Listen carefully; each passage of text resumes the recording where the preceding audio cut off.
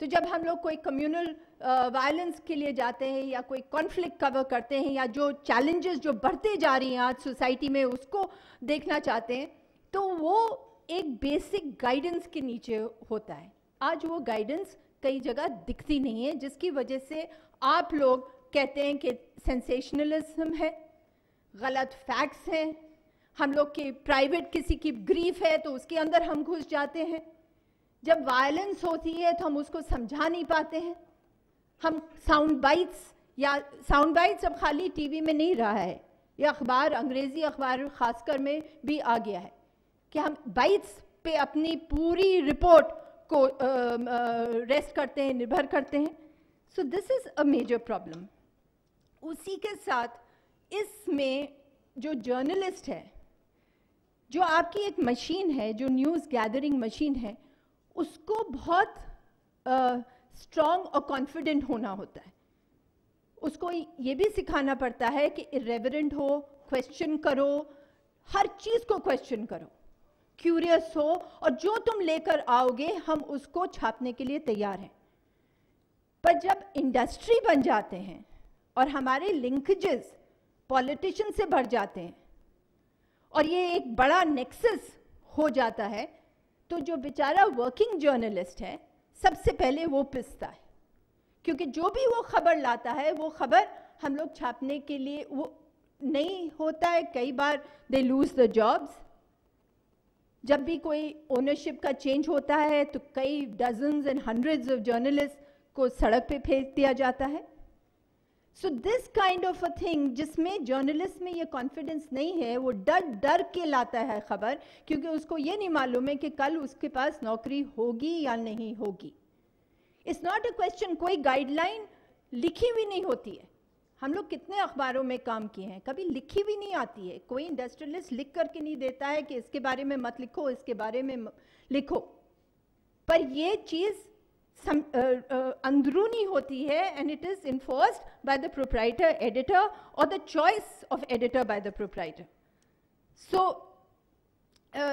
So then also the kind of یہ جو سماجک جو چیلنجز ہیں, سوشل اسٹرائف, مطلب یہ جو ڈیکیڈ ہے, اگر 1980s وائلنس کا تھا جس میں نیلی وا بھندر والے تھے, جموں اینڈ کشمیر تھا, یہ تھا, یہ ڈیکیڈ ہے سوشل اسٹرائف کا. سب سے زیادہ پیپلز موومنٹس اس ڈیکیڈ کے ہیں. اور یہ نہیں ہے کہ پیپل موومنٹ ایک بار 2 دن کے لیے ہے یا 2 گھنٹے کے لیے لوگ سڑک پہ آ رہے ہیں. اب لوگ سڑک پہ آتے ہیں جو نہیں ہوتا تھا کبھی پہلے, ہزاروں کی تعداد میں آتے ہیں اور مہینوں مہینے سڑک پہ رہتے ہیں. چاہے وہ آندولن پاسکو کا ہو, چاہے وہ آندولن نیوکلیر پلانٹس کے خلاف کوڈاکولم کا ہو, چاہے وہ پونجی پتیوں کے خلاف ہو, چاہے وہ لینڈ ایکویزیشن جو لینڈ سب طرف سے لیا جا رہا ہے کسان کا اس کے خلاف ہو, یا فارمر سویسائڈز ہوں. آپ یہ بتائیے کہ کتنا آپ یہ اخبار, بڑے اخبار میں, سب اخبار کی نہیں بات کر رہی ہوں, پر زیادہ تر اگر تعداد دیکھیں, ہم لوگ نے اس پہ ایک ذرا ریسرچ کیا تھا, یا ٹیلی ویژن پہ دیکھیے تو یہ چیزیں کبھی معلوم ہوتی ہیں. کیونکہ ہمارا یہ جو ڈسکنیکٹ ہے, ہمیں یہ معلوم ہے کہ راہل گاندھی کیا کر رہے ہیں اور سونیا گاندھی کا ٹریٹمنٹ کہاں ہو رہا ہے, اور شاہ رخ خان نے کس سے کیا کہا, اور نریندر مودی کیا کر رہے ہیں. پر ہمیں معلوم ہے یہ, آپ لوگ یہاں بیٹھے ہیں, آپ کو معلوم ہے کہ مظفر نگر میں کیا ہو رہا ہے, آپ کو معلوم ہے کہ کیا آتنک وہ جو پاسکو کے ڈیمونسٹریٹرز ہیں ان کے ساتھ کیا ہوا ہے. یہ اولڈ فیشن باتیں نہیں ہیں, یہ چیزیں ہو رہی ہیں ہمارے دیش میں, اور اس کا ہم لوگ کس طریقے سے خلاصہ کر رہے ہیں یہ آپ لوگ خود دیکھتے ہیں. ہم اگر کوئی کمیونل وائلنس ہے تو ایک ہندو کو لے آتے ہیں, ایک مسلمان کو لے آتے ہیں, 4 پولیٹیشین کو لے آتے ہیں, اور وہ شام بھر بحث کرتے ہیں اور وہ بات ختم ہو جاتی ہے. اور جب وہ رات میں آپ بند کر دیتے ہیں تو یہ نہیں معلوم کہ کیوں ہوا, کیا ہوا, کس طریقے سے ہوا, اور اصل میں کیا ہو رہا ہے وہاں پہ. سو دیر از آلویز ڈائمینشنز, اور یہ جو ڈائمینشنز ہوتے ہیں کہ کس طریقے سے رپورٹ کرو, کس طریقے سے سوشل اسٹرائف کو کور کرو, یہ جو سماجک انیائے ہے اس کے بارے میں کس طریقے سے لکھو, these are things which are taught which are not being taught. کیونکہ آج ہم لوگ اتنی تیزی میں ہیں, اور جیسے کہا کہ 10 منٹ میں وہی چیز ہم پیش کرنا چاہ رہے ہیں, اور وہ 10 منٹ کبھی کبھی are not enough to explain the complexities of India and the complexities of the people of India.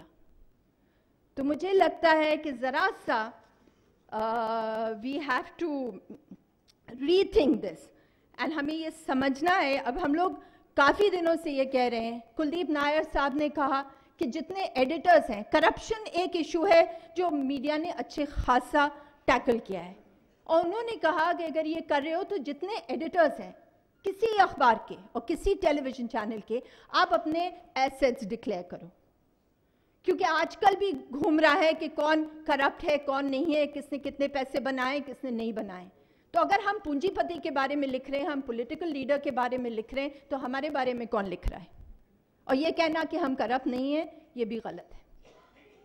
تو یہ جو چھوٹی ہم لوگ کوڈ کی بات کر رہے ہیں کہ ہمیں سرکار سے کوڈ نہیں چاہیے, ہمیں اندر سے چاہیے.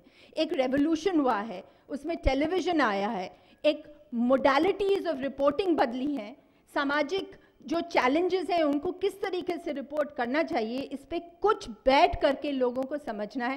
اس پہ بھی ریزسٹنس ہے, کوئی نہیں کرنا چاہ رہا ہے. میں اندرونی بات کر رہی ہوں کہ اخبار والے نہیں کرنا چاہ رہے ہیں. کیوں؟ کیا is everything free for us? It's a free for all.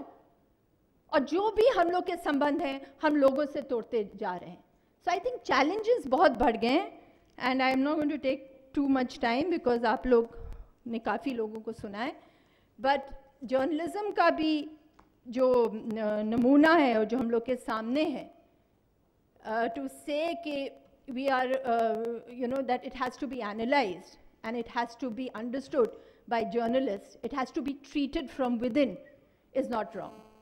To say that everything has changed with the times is wrong. To say that journalism کا جو foundation ہے, جو بنیاد ہے, وہ اس کو ہم لوگ کو پرزرو کرنا بہت ضروری ہے. I'm very passionate about journalism. ہم لوگ کئی لوگ یہاں بیٹھے ہیں جس کا شاید فرسٹ چوائس تھا, اور اس میں کبھی پی ایچ ڈی اور ڈاکٹریٹ اور یہ نہیں, بلکہ ہم لوگ کے زمانے میں جرنلزم اسکول کے لوگوں کو بھی, مجھے یاد ہے ملگونکر وغیرہ جیسے ایڈیٹرز ان کو واپس کر دیتے تھے.